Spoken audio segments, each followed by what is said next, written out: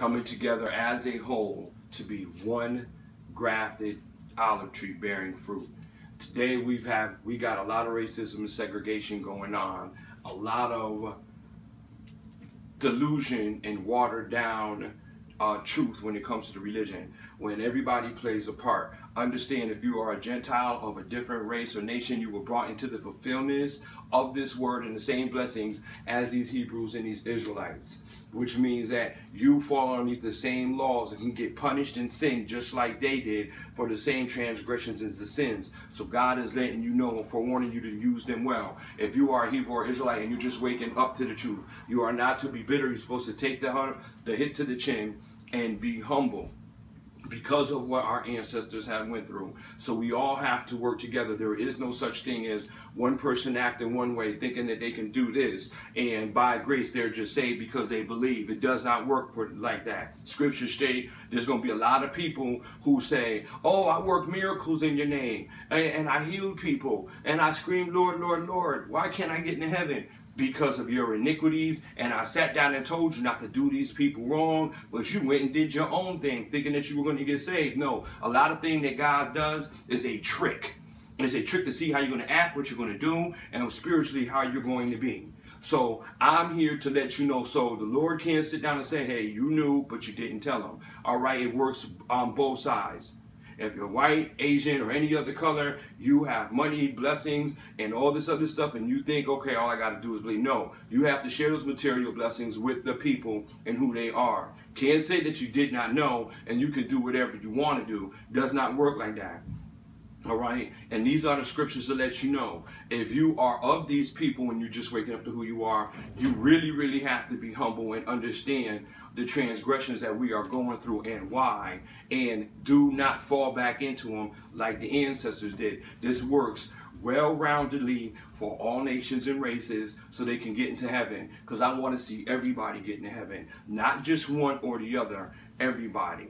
So it states in Timothy, 2 Timothy chapter 6:17, as for the rich in this present age of 2016, I am to let you know not to be haughty, nor to set your hopes on uncertainties of riches, on God, who richly provides you with everything to enjoy. It also states in Romans 15:27, for they were pleased to do it, and indeed they owe it to the Hebrew and the Israelites, for if the Gentiles come to share in the spiritual blessings in that promise, they ought to also be as of service to them in the material blessings that they have gotten in this world and came into.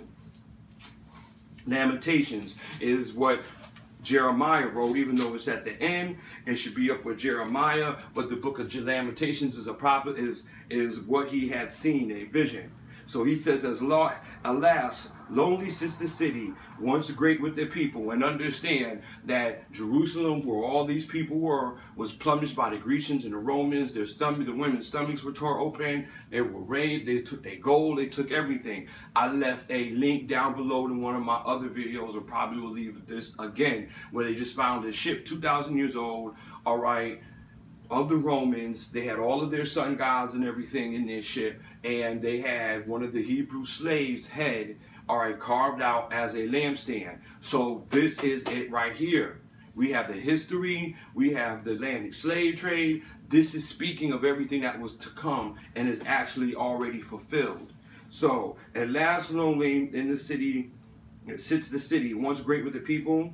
She that was great among the nations has become a widow. The princesses among the states has become an evil thrall. Bitterly she weeps at night, her cheek wet with tears. There is none to comfort her. Of all her friends, all her allies have betrayed her.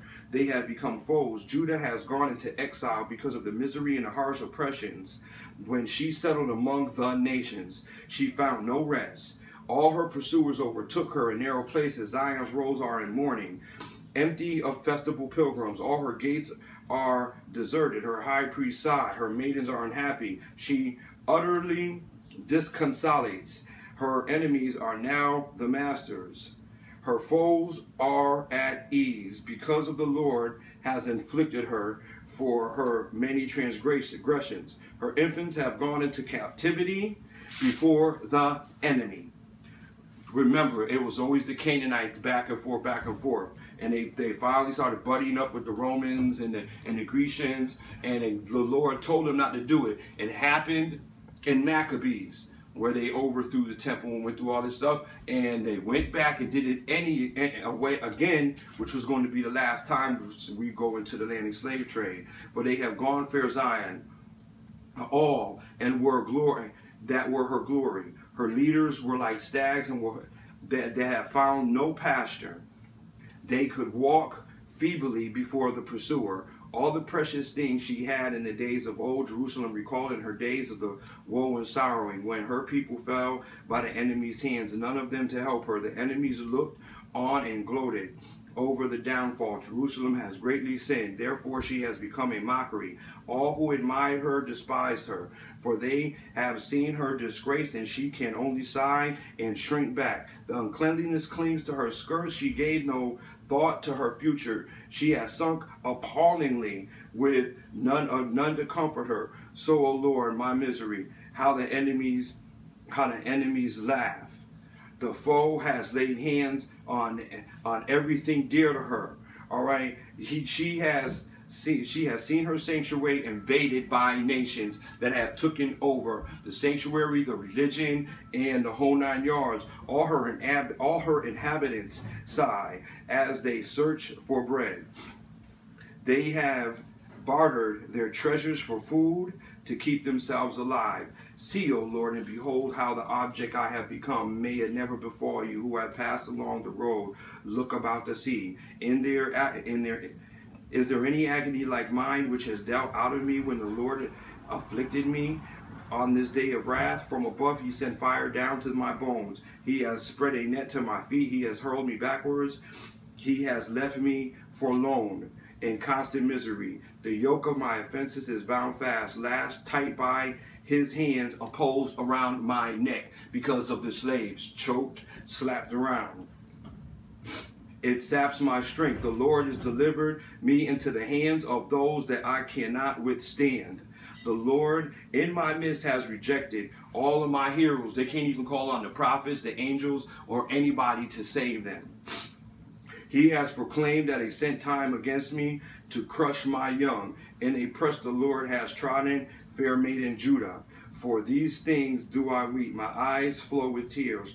Far from me in any comforter who might receive the spirit. My children are forlorn, for the foe has prevailed. Zion spreads out her hands. She has no one to comfort her. The Lord has summoned against Jacob his enemies all about. Jerusalem has become among them a thing unclean, because of the people and the Gentiles have trodden the land and put in their own set of religions, made up a whole new rules, which we see with the Kabbalah and the Talmud and all that other stuff. And the Lord is in the right, for I have disobeyed him. Hear all of the peoples, and behold my agony. My maidens and my youths have gone into captivity. I cried out to my friends, but they played me false, because they had befriended them. Remember, a lot of the Israelite women were sleeping and having kids with the Grecians, and then they end up getting portrayed. They ended up doing business and letting a lot of the Romans and everybody into what they had, and they got played. My priests and my elders have perished in the city as they have searched for food to keep themselves alive. See, O Lord, the distress I am in. The heart is in anguish. I know how wrong I was to disobey. Outside of the sword deals death. Indoors the plague. When they heard how long I was sighing, there was none to comfort me. All of my foes heard of my plight and exulted, for it is your doing. You have brought on the day that you have threatened. Oh, let them become like me. Let their wrongdoing come before you and deal with them, as you have dealt with me, for all of my transgressions. For my sighs are many, and my heart is sick, because they have committed atrocities. You let them into the blessings and the materials of the world, and look what they have done. Punish them just like they have punished me. Alas, O Lord, is in the wrath as his shame, fair Zion, as cast down heaven to earth in the majesty of Israel. He did not remember his footstool on the day of wrath. The Lord has laid waste without pity, and all his inhabitants of Jacob. He has raised in his anger, fair Judah's stronghold. He has brought a low dishonor in the kingdom and its leaders, blazing anger. He has cut down all mighty of Israel. He has withdrawn his right hand in the presence of his foe. He has ravished Jacob like a flaming fire, because Jerusalem was burnt down when they published it, consuming all sides. He has bent his bow like an enemy, poised at his right hand like a foe. He slew all the mighty delight in the eye. He poured out his wrath like fire in the tent of fair Zion. The Lord has acted out like a foe. He has laid waste to Israel, laid waste to their citadels, destroyed their strongholds. He has increased within fair Judah morning and morning. He has stripped his booth like a garden and destroyed the tabernacles. And the Lord, as the end in Zion festival, has ended the festival and Sabbath, which we see today with the Gregorian calendar. Nobody even remembers to do it on Saturday. Then it has